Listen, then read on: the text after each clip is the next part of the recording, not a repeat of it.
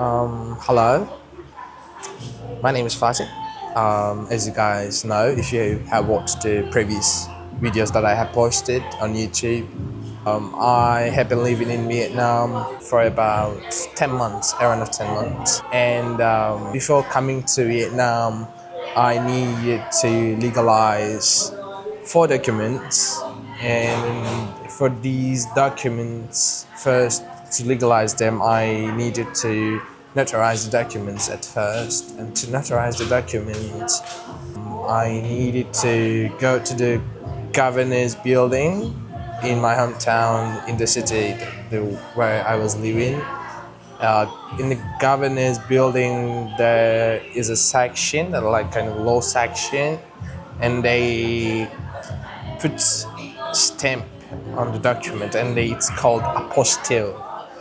And first to notarize the document, and then after that, apostille in the governor's building, and after that, I had to go to the Ministry of Foreign Affairs, document legalization or like document authentication. I don't know exact translation. So I needed to go there, and I paid the additional money to Ministry of Foreign Affairs. I don't remember how much I paid exactly. And after that, I needed to go to the Vietnamese embassy to again the Vietnamese embassy signed the documents, and they put a, like, I don't know, the written name and the name of the embassy and additional stamp. And then it costed like $70 per document, as far as I remember. And I legalized 2 documents like that, and the remaining 2 documents, my agent actually my agent is the one who has found a job for me in Vietnam. So then agent told me that she's Vietnamese. I can legalize some of the documents in Vietnam. And at first I didn't trust her because like the documents needed to be legalized in my home country. So but after that, I asked some people on Instagram who were living in Vietnam, and they said, yes, there are some people who can legalize the documents for you. And so I didn't legalize the remaining 2 documents because it was a huge hassle for me to legalize them back in my hometown. Like, because I wasn't living in the capital and I needed to travel, and it costed money, so I didn't want to spend additional money. And it was cheaper actually to legalize them in Vietnam, to pay money to a woman that my agent suggested her to me. So, and when I came to the Vietnam, I needed to legalize additional 2 documents for the residence permit and work permit. It's a temporary residence permit, by the way, but the remaining 2 documents. So I came here for the 3 months visa. It was a business visa, and then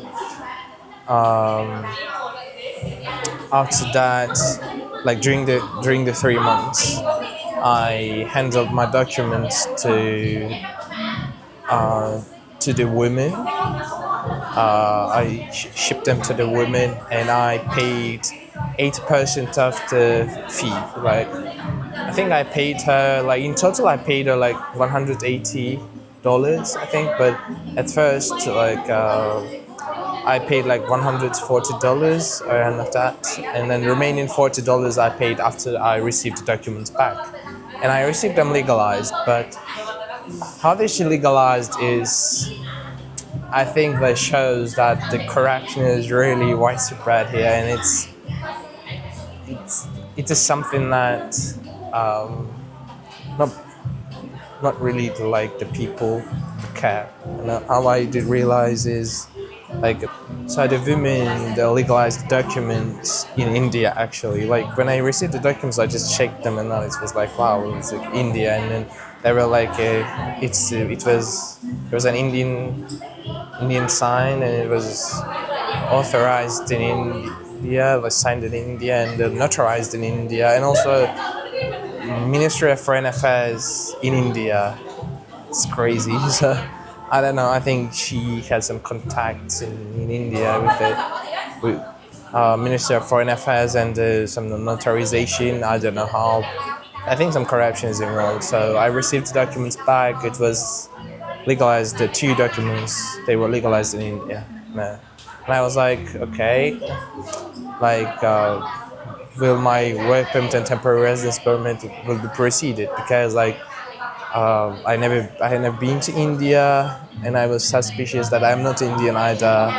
And they took my passport, every every page of copy of my passport. So like they knew in Vietnam, the authorities knew that I had never been to India, and so the documents that legalized in India was kind of something that I think out of ordinary. Maybe they like didn't check my passport carefully. Maybe that was the reason. I don't know. Maybe again, maybe they, maybe my agent again know some people, or my company know some people in the government. So I don't really know exactly. But I didn't have any issues. Like I asked the woman, and women she had said to me, "No issues. Your work permit and temporary residence permit 100% guaranteed." I said okay, and I handed my documents to my manager, and she told me like your documents are okay. And I think after 2 months, after 2.5 months, because like I needed to visa run, I handed the documents a bit late to my manager. So because when I gave the documents to them, I suspected they that I won't get the documents back because sometimes they keep the documents, and they kept it actually a long time. So but in the end, I received the documents back, but they had the Indian stamp,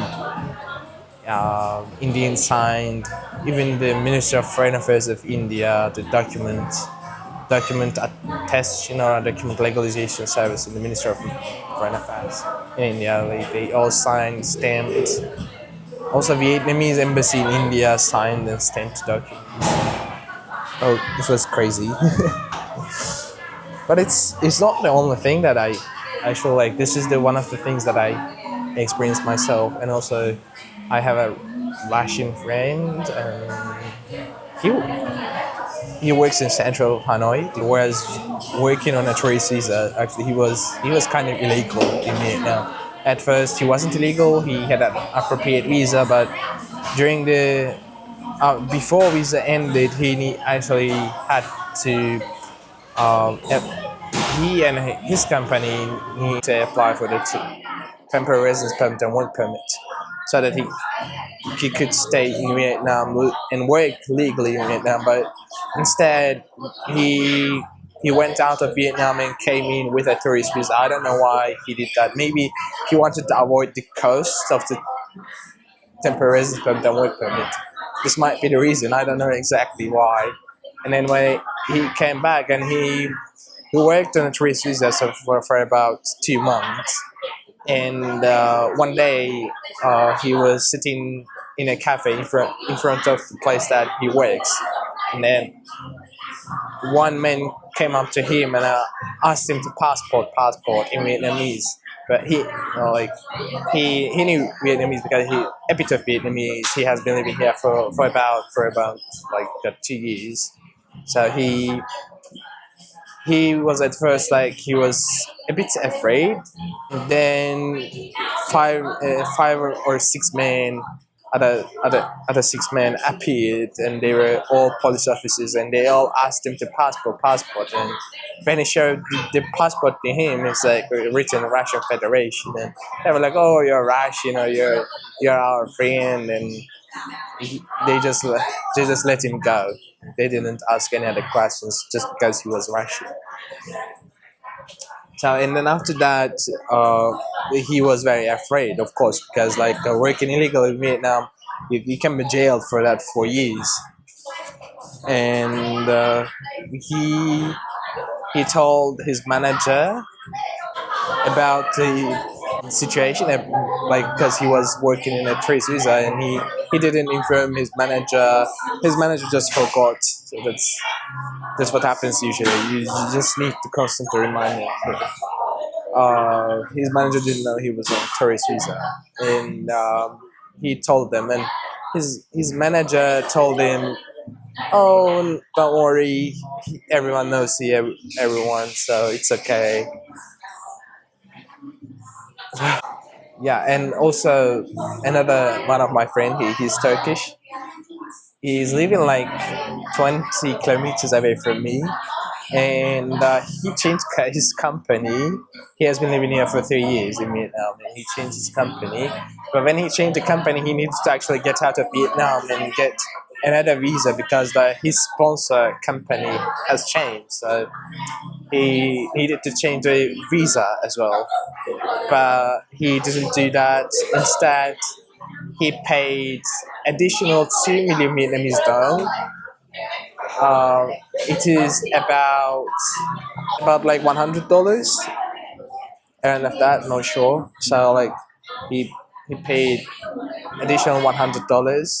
He paid this additional $100 to human resources department, human resources manager in his company, and they the human resource manager asked his passport, and he gave his passport to HR manager. After 2 weeks, my friend got his passport back, and he checked it. The passport had additional entry stamp, so he entered Vietnam without getting out of Vietnam. How was this possible? I don't know. Probably like passport went to the airport and got stamped and come back. I don't know, something like that. Maybe the other border with the maybe not the airport, but maybe the land border somewhere. I don't know. So passport gets entrance, but without getting out. So and then with that, they proceeded with TRC and work permits. And when he went to Turkish embassy, he wanted to inform that he's resident in Vietnam. The civil servant who works at the embassy told him, like, you enter Vietnam, where's the getting the stamp that shows that you got out of Vietnam. And he didn't say anything. He stopped, and the civil servant told him, "Okay, okay, I'm gonna deal with that." And he called someone else. I don't know who. And then it was all okay. So that's all. Thank you for listening. Goodbye.